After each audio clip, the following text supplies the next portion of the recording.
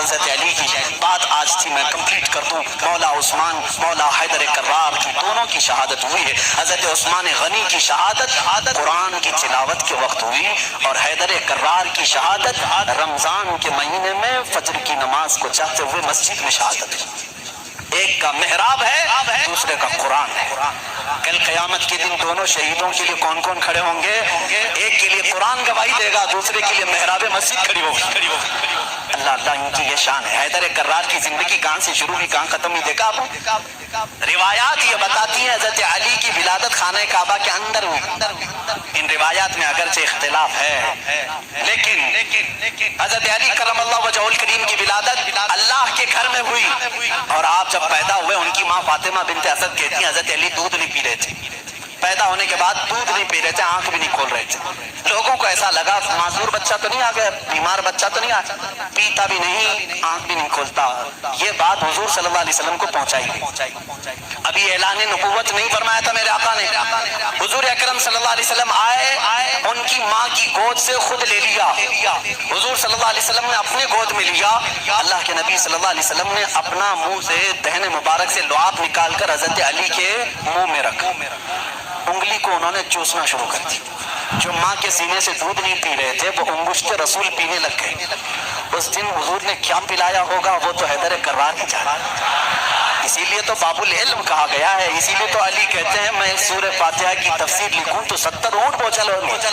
یہ برکت آئی تھی وہ رسول پاک کی انگلی سے, اور چوسا تو پہلی غذا پیٹ میں گئی ہے رسول پاک کی انگلی سے.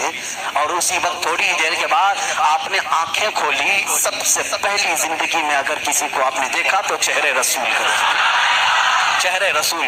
اس کی فضیلت ہم کیا بیان کریں. جو کعبے میں پیدا ہوا پہلی غذا حضور کی انگشت مبارک چوسا, اور اس کے بعد دیکھا بھی زندگی میں تو پہلے چہرے رسول دیکھا. ابتدا جس نے زندگی کی یہاں سے کی ہے اس کے مقام کو کون پہچان سکتا ہے, کون جان سکتا ہے. اسی لیے میرے عزیزوں جب زندگی کا خاتمہ ہونا ہے, رمضان کا مہینہ ہے, روزوں کے دن ہیں, اور فجر کے وقت حضرت علی کرم اللہ وجہہ الکریم مسجد میں آ چکے ہیں.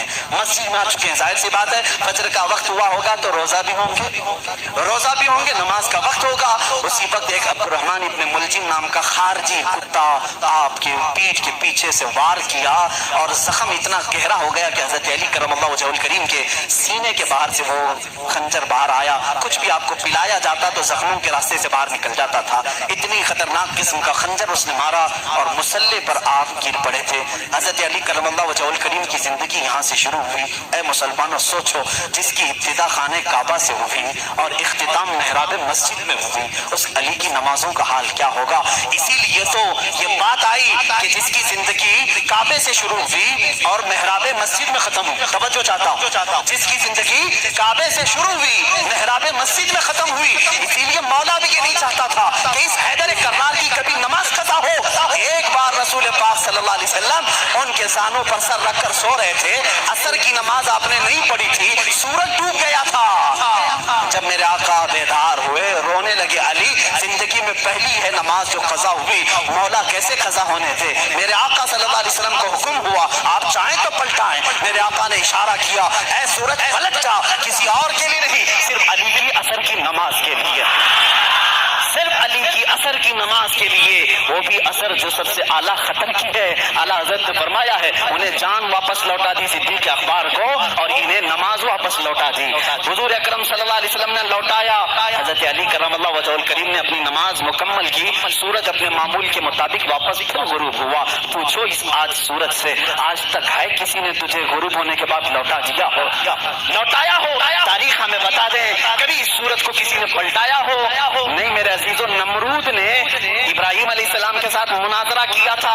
ابراہیم علیہ السلام نے اس وقت اس کو یہ بات کہی تھی میں تو اس خدا کو مانتا ہوں جو سورج کو مشرق سے نکالتا ہے مغرب میں ڈباتا ہے. اے نمرود تیرے پاس سب سے بڑی طاقت ہو تو ذرا سورج کو پیچھے سے لوٹا کے دکھا, مغرب سے پچھم سے ویسٹ سے نکال کر کے دکھا. نمرود نہیں کر سکا.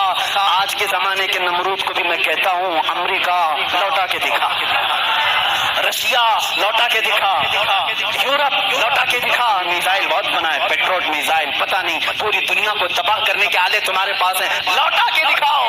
नहीं लौटा के दिखाओगे, लौटाएंगी वो उंगलियां जो टूटी चटाई पर बैठती हैं, लौहे महफूज का मुताला करती हैं। मेरे आका सल्लल्लाहु अलैहि वसल्लम की वो अंगुश्त शहादत सूरज की तरफ होनी थी कि सूरज आ गया। बाज मुहद्दिसीन ने फरमाया सूरज रोजाना जो निकलता है वो आबो ताब के साथ निकलता है। मशरिक में जब निकलता है आबो ताब के साथ निकलता है। आला हज़रत का एक शेर भी है, इसकी तर्जुमानी आप करते हैं, फरमाते हैं उस दिन सूरज जो है हड़बड़ाते हुए बाहर आया था, यानी डर के बाहर आया था, इसलिए कि आज खिलाफे मामूल पहली मर्तबा इधर से निकाला गया है, इधर से निकाला। और बे टाइम की ये सारी फजीलत मेरे आका की है जरूर। अंगुश्त मुबारक उठी और सूरज पलट आया जरूर, लेकिन कभी ये नहीं देखा कि लौटाया किसके लिए गया, किसके लिए? उसी अली करमल्लाहु वजहुल करीम के लिए। अल्लाह रब्बुल इज्जत ने उनकी नमाज को कज़ा होना गवारा नहीं फरमाया, इसलिए कि इनकी जिंदगी काबे से शुरू हुई है, मेहराब मस्जिद में खत्म हुई है। मुसलमानों इनकी जिंदगी से इतना सीख जाओ कि हैदर कर्रार की नमाजें अल्लाह हमें अता कर दे, इसलिए कि जब वो नमाज में खड़े हो जाते तो ऐसा माँ हो जाते। एक बार आपकी पिंडली में तीर चुभ गया था, निकालने के लिए बड़ी तकलीफ थी, गोश्त साथ में आ सकता था, लोग निकालने जाते आपको दर्द होता। लोगों ने फैसला किया जब अली नमाज में हो तो निकाल लिया जाए, अली नमाज में हो तो निकाल लिया जाए। हजरत अली नमाज के लिए खड़े हुए, लोगों ने खींच करके तीर निकाल लिया, उसके साथ गोश्त लग करके बाहर आया। आपने नमाज नहीं तोड़ी, पूरी नमाज मुकम्मल हो गई। सलाम फेरने के बाद अपने पैर पर हाथ रख करके पूछ रहे हैं तीर कब निकाला, तीर कब निकला? मुझे पता ही नहीं चला, इसलिए कि मैं मेरे रब्बे जुल जलाल की बारगाह में था। वो नमाज में महवियत थी, नमाज में गर्क होने की शान थी मौला अली करमल्लाहु वजहुल करीम की। ऐ मुसलमानों, आज अगर हमारा नौजवान गर्क है किसी में तो गेम में डूबा हुआ है, नमाजों में नहीं। नमाजें तो यहाँ हिसाब किताब के लिए लोग बांध लेते हैं, दुकान में कितना हुआ था, कुछ भूला हो तो नमाज पढ़ने आ जाए। माज़अल्लाह रब्बिल आलमीन, कितनों की नमाजें सिर्फ वसवसों में पूरी हो जाती हैं। अली की नमाज वो है कि जिसमें तीर चुभा हुआ निकाल लिया जाए तो उन्हें पता भी नहीं चले। हैदर कर्रार रज़ी अल्लाह तआला अन्हु के वास्ते से मैं आज दावत दूंगा हर नौजवान को, दो चीजें आज लेकर के जाओ, एक हयाए उस्मान और एक हैदर कर्रार की ताकत और कुव्वत। तुम बुज़दिल न बनना, तुम शुजाअत वाले मर्द बनो, शुजाअत वाले मर्द बनो। अपनी ताकत को किसी पर फालतू में घोंसा लगाने के लिए यूज ना करना, अपनी ताकत जमा करके रखो, इंशाल्लाह काम आएगी, इंशाल्लाह काम आएगी। ताकत बनाओ ऐ नौजवानों, अपने जिस्म को अच्छा करो। जो जिम करते हैं मैं उनके लिए भी कुछ गलत बात नहीं करता, अच्छी बात है, फिट रहो, ताकत बनाओ, कुव्वत बनाओ, वक्त पर इसका इस्तेमाल करो, वक्त पर इस्तेमाल करो। गरीबों पर नहीं, मजदूरों पर नहीं, मजलूमों पर नहीं, जालिमों के खिलाफ पंजा आजमाई करना हमें हैदर कर्रार ने सिखाया है। जो रसूल करीम सल्लल्लाहु अलैहि वसल्लम के खिलाफ आए, हम अपनी ताकत का इस्तेमाल कर सकते हैं। ये सेल्फ डिफेंस की बात मैं कर रहा हूँ, कहीं अटैक करने की बात नहीं। मेरी बातें बहुत जल्दी लोग नोट कर लेते हैं।